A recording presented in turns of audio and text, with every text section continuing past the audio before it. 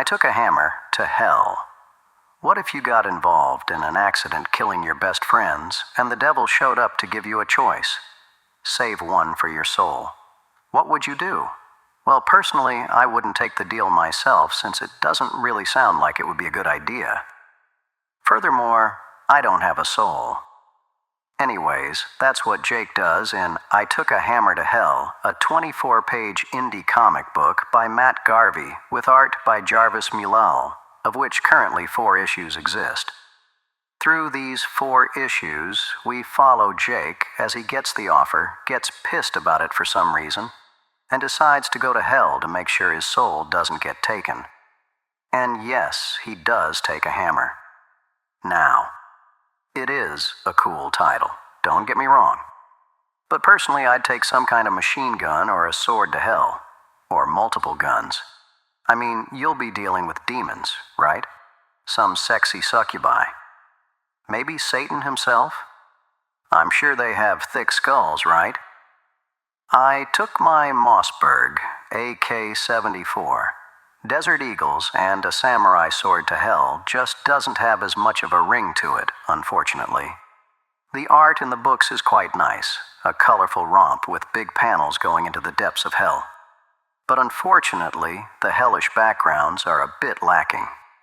This isn't a huge deal usually, since having a lot of detail on the page takes a lot of time, but having up to 6 large panels in the comic being mostly empty is a bit unfortunate.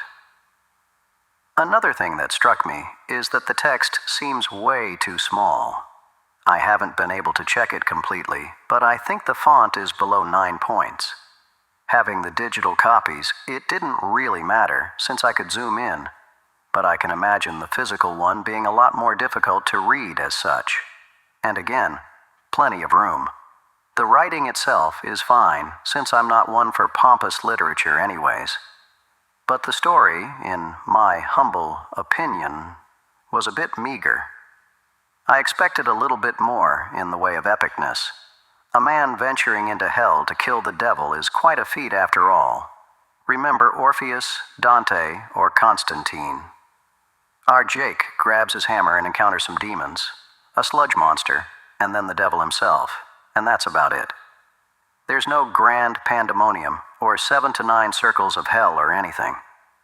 Jake himself didn't seem to have prepared or thought through his venture into Hades either, which leads to some funny moments, as well as some head-scratching, dare I say, plot holes. The whole thing seems kind of pointless at the end, since he is where he is, but I guess that could be sort of manifestation of the rage Jake has.